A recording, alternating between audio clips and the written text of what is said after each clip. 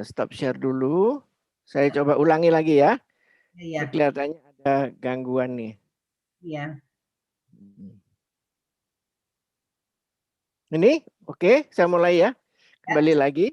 Coba move your. Ya. Oke. Sekarang baru. Ya, dari tadi nggak goyang. Dari Sorry. Jadi setelah kalau kita berbicara tentang respons vaksin sebetulnya adalah antibodi. Iya. Tetapi tidak semua divaksin semua mempunyai respons antibodi. Ya. Jadi kita mesti menyadari ini semua. Jangan kalau kita sudah mendapat vaksin, kita langsung berpikiran kita sudah lega, kita sudah bahagia, kita bisa kemana-mana karena punya antibodi. Tidak demikian. Ya. Katakanlah sebuah penelitian mengatakan bahwa respons vaksin itu sekian persen. Katakanlah yang paling gampang 70%. Apa artinya sih sebetulnya? Artinya bahwa 70% dari partisipan yang atau komunitas yang divaksin itu yang menimbulkan antibodi. Jadi hanya 70%. Bagaimana dengan sisanya? 30% dari komunitas yang divaksin tidak mempunyai antibodi. Bukan berarti bahwa responnya bagus loh 70%. Berarti kita akan mendapat 70% antibodi. Tidak demikian. Kalau kita masuk di dalam komunitas yang 70%, kita terbentuk antibodinya. Kalau kita masuk di dalam 30%, kita tidak terbentuk antibodinya. Dan antibodi sendiri dari satu orang dengan orang lain itu berbeda. Kenapa kok bisa berbeda? Padahal vaksinnya sama. Ya kan? Vaksinnya sama. Tapi responnya berbeda. Berarti ada faktor di dalam badan kita yang berpengaruh terhadap terjadinya antibodi. Jadi saya ingin mengingatkan kepada teman-teman sekalian bahwa vaksin tidak sama dengan antibodi. Artinya kalau kita sudah diberikan vaksin tidak berarti bahwa kita pasti kebal. Seperti yang dikatakan pemerintah ya, Marga ya, bahwa semua yang divaksin tetap harus melakukan protokol kesehatan. Kenapa? Karena memang vaksin dan antibodi itu gapnya cukup jauh. Tidak langsung begitu vaksin ada antibodi. Perlu waktu dan perlu faktor. Yang pertama adalah sel darah putih. Udah kelihatan ya Maria? Kelihatan. Ya, antara yang berperan pada garis pertama atau lini pertama, pasukan pertama yang menyerang vaksin atau bakteri ataupun virus yang dilemahkan adalah neutrofil, kemudian natural killer itu limfosit, dan natural killer like T cell NKT. Ini penting sekali, harus aktif. Kalau tidak aktif, vaksin tidak bisa dihancurkan. Setelah vaksin dihancurkan, ini masih memerlukan bantuan yang namanya sel makrofag. Dan sel makrofag itu sendiri nanti memberi informasi kepada sel limfosit yang masih belum mendapat informasi kepada limfosit T dan limfosit B. Dan limfosit B inilah nanti yang membentuk antibodi. Jadi kita lihat di sini tidak otomatis vaksin berhubungan langsung dengan antibodi. Jadi untuk pembentukan sebuah antibodi karena vaksinasi, kita mutlak memerlukan respon dari dalam badan kita, yaitu sel darah putih. Antara lain limfosit yang warnanya bintik-bintik orange itu, kemudian limfosit natural killer, limfosit natural killer like T cell atau NKT, kemudian makrofag, sel B, dan sel limfosit T. Ini penting sekali dan kesehatan dari sel-sel darah putih itu sangat multifaktor. Tergantung dari usia, kecukupan vitamin C, kecukupan vitamin D, kecukupan zinc, antara lain ya, ini yang paling kita ketahui, tapi banyak yang tidak kita ketahui. Dan yang sering dilupakan adalah probiotik di dalam usus kita. Paling tidak 5 faktor ini sangat penting di dalam menjaga stabilitas sel darah putih untuk membuat sebuah antibodi kalau seorang divaksin. Nah, kita tahu sekarang usia yang makin tua itu menyebabkan responsnya juga kurang bagus. Natural killernya kurang bagus, neutrofilnya kurang bagus. Kita misalnya nenek-nenek kita dulu pada waktu beberapa puluh tahun yang lalu, pada saat dia menderita radang paru-paru, pada umumnya demamnya tidak terlalu tinggi dan sel leukositnya tidak naik. Karena apa? Memang respon imunnya tidak baik. Berarti kita pada yang usia di atas 60 tahun harus sadar bahwa kita itu responnya juga sudah tidak baik. Apalagi kurang probiotik, kurang vitamin C, kurang vitamin D, kurang zinc. Nah, kurang B kompleks misalnya, tapi paling tidak 5 ini, ya tentu responnya kurang baik. Makanya tadi teman saya yang seumur dengan kita mengatakan bahwa saya sudah divaksin loh, tapi nggak ada antibodinya. Karena dia mengukur. Jadi sebetulnya antibodi itu harus diukur. Kalau menurut saya ya, dia respon atau tidak sih?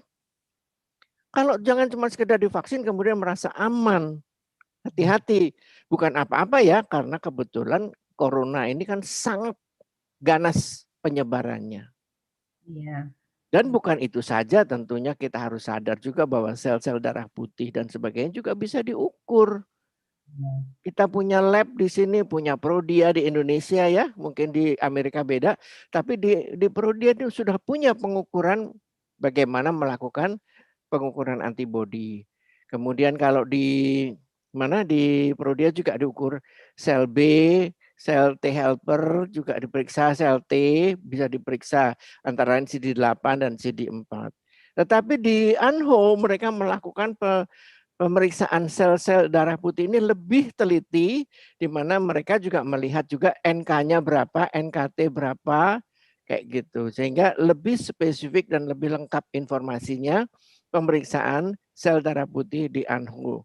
Ini namanya lymphocyte subset. Kira-kira demikian. Jadi bukan hanya CD4 dan CD8, tetapi juga diperlukan CD16 dan CD56. Iya. Atau NKT dan NK. Nah inilah semua yang menyebabkan bahwa tidak semua orang divaksin membuat antibodi yang sama. Jadi saya menyarankan vaksinasi yang sudah divaksinasi tentu harus atau sebaiknya ya, bukan harus, sebaiknya diukur apakah mereka terbentuk atau tidak antibodinya. Kira-kira demikian Marga? Ya, iya. Bisa kok Arif, di sini juga kita juga mengukur itu. Bagus sekali kalau di sana bisa diukur natural killer cell percentage segala macam. That's very good.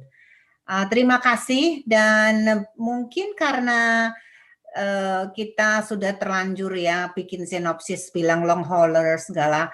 Jadi ada sih beberapa teman yang menanyakan apakah dengar mengenai long COVID-19 ya. Kalau di sini memang ada isu-isu begitu karena kan sudah lama ya, ini sudah setahun lebih, banyak orang yang symptoms-nya lingering, jadi terus ada sampai kira-kira 6 bulan lebih. Nah, ini yang disebut long COVID-19. Cuman saya merasa dan saya memperhatikan dan saya melihat sendiri kalau pasien-pasien yang positif PCR dengan tadi yang Dr. Aris sudah tayangkan itu ada mengenai usia, mengenai zinc, mengenai D3, mengenai vitamin C, itu semua kalau pasien saya sih sebagai health support mereka supaya mereka healthy. Dan saya perhatikan kalau PCR positif saya double aja the dosage, masuk ke therapeutic dose instead of maintenance dose.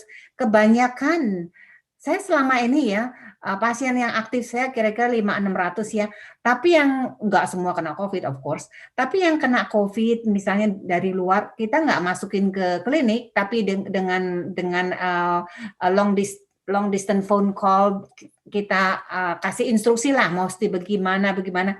Jarang loh yang kena long haul COVID-19, mungkin ada 1 atau 2 yang kira-kira itu long haulers atau long COVID-19. Bagaimana kalau di Indonesia? Iya Marga, itu saya juga tertarik. Jadi tadinya saya mau nanya ke Dokter Marga tentang efek dari COVID yang berkepanjangan ya. Ya, memang kayaknya sih ada tapi saya tidak memperhatikan. Tapi setelah Dokter Marga mengatakan demikian, bahwa dengan pemberian vitamin C, vitamin D dan sebagainya itu menjadi lebih bagus. Ya, kita bersyukur juga loh. Saya barusan mendapatkan sebuah buku elektronik. Kemarin barusan tanpa sengaja, Dr. Henny itu memberikan saya tulisan tentang bagaimana secara cepat mengatasi gangguan virus corona, termasuk mungkin yang disebut long hauler, yaitu Dr. Thomas Levy. Itu Oh, orang Amerika terkenal sekali, itu salah satu menurut saya ya, itu yang mendorong saya untuk berubah. Dan itu salah satu yang menyebutkan tentang vitamin C, dan ada dokter siapa lagi ya itu ya dari penelitian di Israel menunjukkan bahwa vitamin D sangat bagus untuk membantu penyembuhan dan terutama memang pencegahan. yes. Betul. Jadi banyak sih tidak perlu positif dari COVID-19. We've been doing this for 30 some years. High dose vitamin C, you know, it's very beneficial untuk semua inflammation or even Ya, infection. betul, betul Ya. sekali, setuju. Nah, begini, Dr. Aris, bagaimana kabarnya vaksin? Karena ini kan kita update COVID dan vaksin ya. Ya. Bagaimana kabarnya vaksin di Indonesia? Atau banyak yang menanyakan nih vaksin mana yang paling efektif? Kalau di Amerika cuma ada 2, Pfizer sama Moderna selama ini. Cuma yang di approve for emergency use ya, itu ada lagi Johnson & Johnson atau namanya Janssen dan AstraZeneca. Cuman belum beredar. Itu mungkin kira-kira at the end of the month or maybe next month. Kalau di Indonesia bagaimana? Ya, Dr. Marga, sebetulnya kalau kita lihat mana yang lebih efektif, kan namanya juga baru ya. Ini vaksin juga baru dibikin. Jadi untuk melihat efektivitas itu tentu kita tidak bisa melihat jangka pendek ini. Tapi masalahnya di Indonesia kan tersedia satu jenis vaksin Sinovac. Dan menurut penelitian atau kabar dari secara medical bahwa Sinovac itu cukup aman dan bisa diberikan pada orang tua. Makanya Sinovac aja yang ada dipakai aja lah sebetulnya. Kalau menurut saya, hanya kita harus sadar.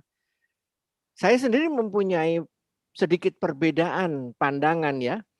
Kalau saya lebih mengutamakan vaksin pada orang muda. Kalau ditujukan untuk herd immunity. Karena kenapa? Karena tidak terbentuk vaksin dengan baik, tidak terbentuk antibodi dengan baik pada orang tua kan. Ya orang tua dia tinggal di rumah. Yang keluyuran anak muda yang bawa virus. Jadi menurut saya kenapa tidak yang muda-muda aja itu yang nggak bisa diatur, dikasih vaksin. Gitu kan? Ya, Jadi dia kalau toh dia kena infeksi virusnya dia bisa musnahkan kan? ya. Tetapi juga kita harus sadar kamu divaksin sekarang, bukan besok udah kebal. Kita Bukan. masih nunggu 1-2 bulan lagi dicek timbul enggak, kan gitu. Ini pandangan yang berbeda bukan berarti melawan ketentuan pemerintah, tidak. Saya hanya mempunyai pemikiran berbeda. Tapi ingat kita sebagai orang tua kalau sudah divaksin jangan merasa merdeka. Kita sudah tua. Kita maksudnya saya Dokter Marga dan teman-teman yang divaksin itu sudah di atas 60. Walaupun nggak boleh bilang tua tapi kita harus sadar sudah proses menua. Jadi respon imun kita juga tidak seperti orang yang di bawah 30 tahun. Kan gitu ya Dokter Marga ya? Nah, sampai kaget. Yang tua nih, nengok-nengok kok nggak ada. Oke. Jadi terima kasih dan ya mungkin ini karena kaget ya pandemik. Jadi orang harus make decision, including the government, they have to make decision what to do first gitu. Jadi kalau di Amerika kita sudah mulai membicarakan opening of the school and vaccinate the teachers yang mestinya ya pasti teachers itu 30 ke atas ya mungkin umur 55 biasanya pensiun atau 60 pensiun. Tapi kalau vaccination when the school is open, sekolahan dibuka, sekarang ini mereka lagi membicarakan untuk vaccinate, untuk memberi vaksin ke anak-anak muda. Maksudnya anak-anak loh. Jadi umur 8 sampai umur 18 itu juga harus divaksin. Jadi mungkin negara lain juga mungkin pasti nantinya juga begitu ya, saya rasa. Ya, harusnya demikian. Karena yang liar itu kan anak-anak muda. Yang aktif. Pokoknya kita hati-hati nih Aris. Terus bagaimana kalau kita membicarakan mengenai ini ya. Oke, kalau mengenai vaksin kita lanjutkan sebentar. Saya curious ya mengenai apakah di Indonesia karena sudah gencar ya dengan vaksin. Saya lihat video-video sampai kadang-kadang di daerah puskesmas tuh orang berjejol-jejol sampai nggak mementingkan health protocol karena gratisan vaksin, dikira tuh kayak, bagaimana? Karena kan Presiden Jokowi pun sudah divaksin, jadi mereka udah mau kayak presiden idolanya mereka. Nah ini apakah semua orang harus dan boleh divaksin di Indonesia? Coba Aris Dokter Aris share sama kita. Ya, terima kasih Dokter Marga. Pertama-tama, seringkali orang melupakan bahwa pertama proses vaksinasi itu perlu waktu. Kita tetap menjaga protokol kesehatan, jaga jarak, kemudian pakai masker, sering cuci tangan. Walaupun antri vaksin kita belum vaksin, kita juga belum tentu respon bagus imunnya. Kenapa sih, Mbok ya jangan gerombol-gerombol gitu. Ya kan setahu saya itu puskesmas memberikan jadwal secara teratur. Mereka memberikan respon melalui HP. Boleh daftar, mereka mendaftar kemudian diberi jadwal. Oke lah Mbok ya jangan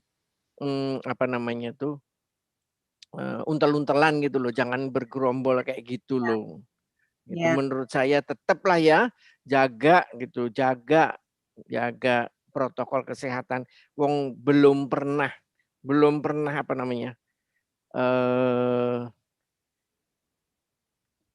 divaksin. Iya, belum pernah divaksin. Jadi kita belum kebal. Ya, udah divaksin aja belum tentu berhasil, ya kan? Kira-kira gitu. Kalau menurut saya oke lah. Jadwalkan vaksinasi keduanya kapan di Indonesia? Ada, sudah ada di HP masing-masing diberitahu. Oh, bagus sekali ya. Ini juga mudah sekali. Kita pergi saja ke City punya website, and then tanya bagaimana saya mau divaksin gitu, ada itu jawab itu. Mereka bisa pergi ke beberapa distribusi center, malah di sini seperti CVS tuh mungkin di sana apa ya namanya Century 21 ya kalau nggak salah ya. Oh ya, tapi kita langsung ke ada apa namanya webnya. Kita ada web, kita bisa ngisi itu ke puskesmas ada secara apa namanya virtual ya. Itu apa sih namanya internet ya? Ya. Ya kayak gitu. Nah kemudian apakah semua orang boleh divaksin? Ya sebetulnya idealnya semua orang boleh divaksin kan begitu. Tapi masalahnya kita harus meneliti dulu dengan baik. Ya sebaiknya kalau orang punya gula darah yang tidak terkontrol, tensi tidak terkontrol, punya autoimun, ya, punya gangguan jantung, ya jangan dululah divaksin ya. Dan itu juga ketentuan dari pemerintah dan ketentuan dari perkumpulan-perkumpulan kedokteran seperti Perkumpulan Ahli Penyakit Dalam Indonesia dan Perkumpulan Dokter Indonesia. Mereka memberikan arahan ya yang begini jangan dululah gitu. Oke, jadi mereka tidak perlu ke dokter primary care mereka untuk menanyakan apakah mereka boleh divaksin? Ya, ada yang nggak ngerti, mereka tanya. Karena di tempat kita vaksinasi itu ada tim screening. Mereka menanyakan udah pernah COVID belum, kemudian udah punya penyakit tekanan darah tinggi enggak, dan mereka ditensi, diukur gula darahnya. Jadi cukup bagus sebetulnya pemerintah kita. Jadi itu apakah itu jawabannya pemeriksaan penyaringan sebelum vaksinasi atau pemeriksaan yang dipakai untuk mengetahui respon dari vaksinasi itu yang di Indonesia? Ya, jadi sebetulnya kalau yang dipakai itu sekarang seperti di puskesmas dan sebagainya itu sebetulnya masih pemeriksaan penyaring yang umum. Jadi misalnya ditanya, jadi seperti apa namanya tuh namanya? Yang ditanya-tanya itu apa namanya? Questionnaires. Kuesioner ya, kuesioner. Nah, tetapi ada juga laboratorium Perodia yang menyiapkan pemeriksaan pra-vaksin. Ada yang dasar, ada yang medium, dan ada yang lengkap. Itu misalnya CBC begitu. Pemeriksaan, ya, pemeriksaan sel darah putih, kemudian pemeriksaan apa Komprehensif. namanya tadi, imunoglobulin E, kemudian pemeriksaan pemeriksaan profile dan sebagainya. Kalau orang udah curiga ada autoimun, dia mau coba cek, silahkan. Jadi itu ada 3 pemeriksaan yang mulai dasar, menengah, dan yang lengkap. Kira-kira demikian. Ya, Jadi ya tentu itu perlu uang. Tetapi paling tidak jangan bohong dengan petugas puskesmas karena pengen divaksin. Ya, gratis. kita nanti juga selanjutnya gratis juga, tetap gratis kelihatannya ya. Ya. Takut kehabisan. Bukan, dia cuman tujuannya apa? Punya sertifikat dan dia bisa pergi kemana-mana. Itu yang sangat berbahaya. Iya, Karena bahaya. ya masalahnya virus itu kan tidak melihat orang itu bawa sertifikat apa enggak. Bener, nggak mungkin. Kesian ya kalau misalnya sampai itu lewat. Jadi saya sangat berterima kasih dengan ke Dr. Aris untuk meluangkan waktunya untuk improve the community awareness. Moga-moga video ini disebarkan ke teman-temannya. Nah itu loh kata Dr. Aris ya, jangan cuma minta sertifikat. Nah, begini Dr. Aris, ini udah 37 menit. Apakah ada take home message atau lainnya? Sebab nanti kalau tadi slides-nya bagus sekali. Saya rasa orang-orang appreciate for that explanation ya. Jadi kalau Dr. Aris mau summarize it for take home message, jadi saya mau close nih. 1, ingat vaksin itu penting. Ya. Tetapi tidak mempunyai respon yang sama. Kita harus tahu umur kita berapa, apakah kita punya penyakit penyerta seperti radang sendi, autoimun, diabetes, apalagi tadi hipertensi. Tolonglah kita jangan bohong sama petugas kesehatan. Ya. Kemudian kita bisa, kalau yang tidak ada kesulitan keuangan dan ragu-ragu untuk pemeriksaan pra-vaksin, silakan menghubungi laboratorium yang menyediakannya. Kemudian ya gratis itu. Bayar. Ya. Kemudian jangan lupa untuk khususnya orang tua di atas 60 tahun setelah divaksin, tolonglah periksa apakah antibodinya sudah terbentuk atau belum. Untuk apa? Bukan apa-apa, bukan masalahnya saya kerjasama dengan laboratorium, tidak. Tetapi demi kepentingan kita semua orang tua, apakah kita sudah kebal atau belum terhadap varian yang ada, ya. Kita belum bilang tentang varian yang baru kita kebal atau tidak. Tapi at least 1 kita waspada bahwa vaksin penting. Tapi tidak bisa semua orang. Alangkah baiknya kita jujur kalau kita punya penyakit. Kemudian bisa dilakukan pemeriksaan pra-vaksin dan bisa dilakukan dan sebaiknya dilakukan pemeriksaan respon imun yang terjadi setelah vaksin. Itu Dr. Marga. Ya, itu kira-kira 4 to 6 weeks atau 6 to 8 weeks. Bagaimana kalau pendapat Dr. Aris?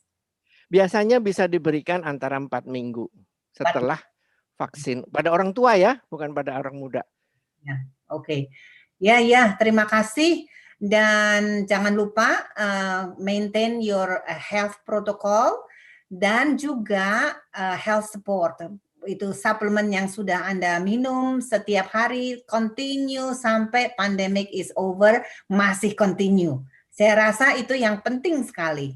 Dan untuk mengenai varian atau segala macam, kita kan tidak ada waktu kali ini, kita berikan ke yang bulan depan, kita kembali lagi, cuman di bulan depan kita kembalinya April minggu kedua daripada bukan minggu pertama. Saya mau mengucapkan terima kasih untuk semua yang mendengarkan ini, dan saya Dr. Maria Sulindro, spesialis integrative anti-aging medicine di Pasadena, California. Dan tamu saya yang paling baik dan paling pinter ini Dr. Aris Budi, praktek di Klinik Anho Arya Duta, Semanggi, Jalan Garbi Sundalam, nomor 8, Jakarta Pusat, Indonesia. Kalau Anda suka mengenai mengenai integrative medicine atau channel ini, berilah tanda jempol yang jangan kebalik ke atas, subscribe dan share dengan teman-teman. Terima kasih, sampai ketemu lagi. Terima kasih Dr. Aris. Salam kesehatan untuk kita semua. Terima kasih.